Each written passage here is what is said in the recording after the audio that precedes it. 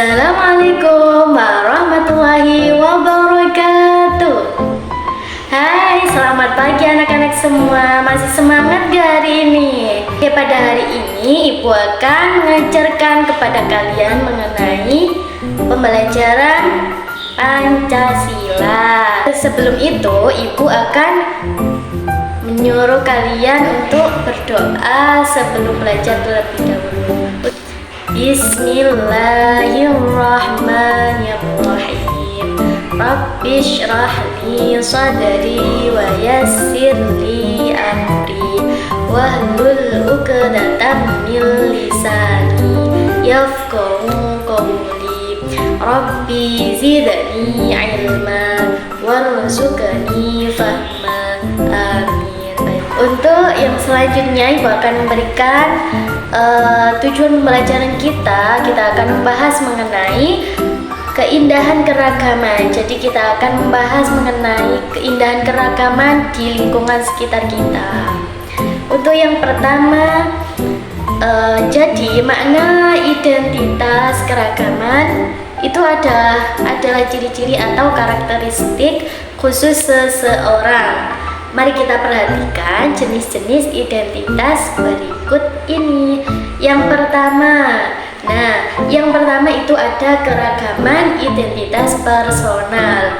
Misalnya di sini Ibu akan menjelaskan seperti contohnya, Edo memiliki warna kulit sawo matang dan rambutnya tuh keriting. Sedangkan ada namanya Nina memiliki warna kulit yang putih dan rambut lurus. Contoh identitas personal itu adalah ada apa aja? Yang pertama ada jenis kelamin, ada bentuk wajah, raut wajah tuh berbeda ya. Terus tinggi badan, terus ada warna kulit kayak tadi ya contohnya. Terus ada bentuk rambut, ada yang keriting, ada yang lurus, ada yang gelombang. Terus ada gaya bicara juga ada yang berbeda. Baik, yang kedua, lalu yang kedua ada keragaman identitas sosial. Keragaman sosial meliputi keragaman agama, keragaman suku, bangsa, bahasa, dan budaya, dan ada keragaman kelas sosial. Keragaman agama di sini misalnya ada agama Islam, ada agama Katolik, ada agama Hindu, ada agama Kristen, dan lain sebagainya. Seperti itu. Sedangkan keragaman suku bangsa itu seperti ratusan suku bangsa yang tersebar di Indonesia. Lalu keragaman kelas sosial yaitu kelas atas, menengah, dan bawah. Yang selanjutnya yang B yaitu keragaman identitas di sekitarku. Tahukah kalian anak-anak hebat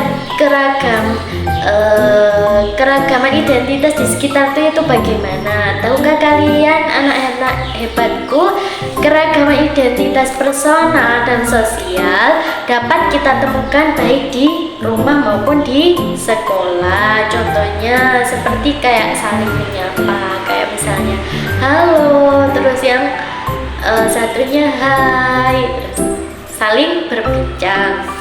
Nah, contoh keragaman identitas personal di rumah itu seperti apa? Seperti contohnya yang pertama itu ada ibu. Ibu itu memiliki sifat ramah dan hobi membaca buku. Yang kedua ada contoh dari ayah. Ayah berambut keriting dan memiliki sifat pekerja keras. Sedangkan ada kakak. Kakak itu memiliki sifat apa? Contohnya memiliki sifat rajin. Terus dan gaya bicara yang lembut, sopan gitu. Terus yang kedua ada contoh dari adik. Adik itu berjenis kelamin laki-laki dan mempunyai hobi bermain bola. Seperti itu ya contoh dari keragaman identitas di sekitar kita. Seperti contohnya yang tadi, contoh di rumah saja itu kan termasuk di sekitar kita kan ya. Jadi seperti itu. Baik, masih semangat kan hari ini? Untuk itu, dapatkah kalian menyebutkan contoh keragaman identitas personal di rumahmu, anak-anak hebatku? Bisa? Oke, bisa. Untuk yang selanjutnya, sekarang ayo kita pelajari keragaman identitas di sekolah. Teman di sekolah dapat memiliki identitas personal yang berbeda dengan kita. Namun, kita tetap harus berteman dengan rukunnya anak-anak hebat kita. Kita tidak boleh menyombongkan identitas personal kita atau merendahkan identitas personal orang lain. Jadi intinya kita harus saling menghargai, tidak boleh saling mengejek, tidak boleh saling menyombongkan diri. Pokoknya harus saling menghargai satu sama lain. Begitu ya anak-anak? Bisa kan? Iya bisa. Ingat ya anak-anak hebatku, perbedaan mengajarkan kita untuk saling menghormati, mengagumi budaya teman kita yang berbeda. Entah itu dari suku bangsa dengan kita adalah contoh atau itu adalah contoh sikap menghormati kita kepada sesama teman kita dari yang berbeda daerah tadi atau berbeda suku. Menghormati keragaman sosial di sekolah kita, harus saling menyayangi sebagai makhluk ciptaan Tuhan, ciptaan Allah. Baik, pintar semua ya. Dan untuk yang selanjutnya, poin C, yaitu menghargai keragaman identitas. Anak-anak hebatku, perbedaan itu menjadi keunikan setiap anggota keluarga dan warga sekolah. Kita harus menerima dan saling menghormati perbedaan itu. Sikap tersebut membuat hubungan tetap rukun. Adapun cara menghargai keragaman di rumah adalah sebagai berikut. Di sini setiap anggota keluarga itu memiliki hobi yang berbeda ya anak-anakku. Hobi dapat dilakukan bersama, misalnya kakak pintar menggambar, walaupun adik tidak seperti kakak, tapi adik sebaiknya memuji hasil karya kakak bahwa gambaran atau lukisan kakak itu bagus. Sedangkan cara menghargai keragaman di sekolah, seperti contohnya, misalnya dalam diskusi setiap siswa boleh berpendapat. Semua saling menghargai.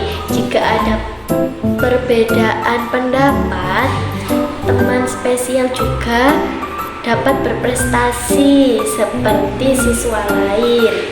Mereka juga patut dihargai. Oke anak-anak hebatku, paham? Jadi kita sebagai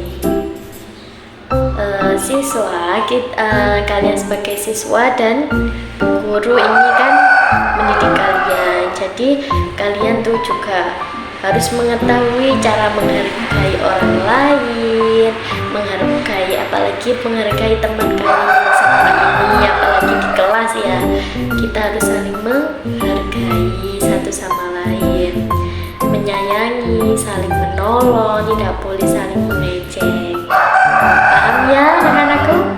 Baik, maka untuk kesimpulan pada pembelajaran kali ini, Bu akan menyimpulkan jadi keragaman sosial, budaya, dan agama adalah bahwa setiap individu ataupun kelompok memiliki keunikan. Jadi keragaman itu termasuk keunikan diri masing-masing dan perbedaan yang harus dihargai dan dihormati. Keragaman ini merupakan kekayaan dan keindahan yang harus dijaga dan dipertahankan dalam kehidupan bermasyarakat. Dengan kita menghargai keunikan dan keragaman orang lain, maka kita akan lebih kehidupan bermasyarakat itu saling damai, saling menyayangi, seperti itu.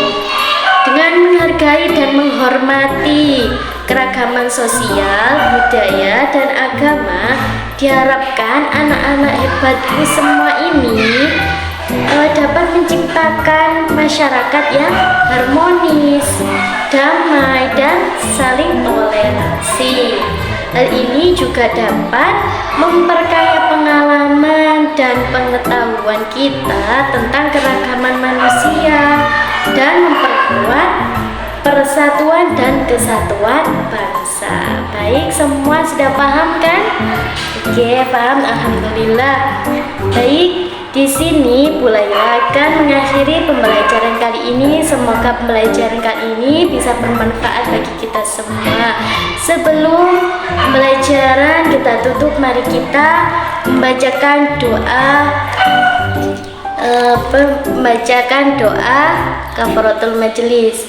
Bismillahirrahmanirrahim.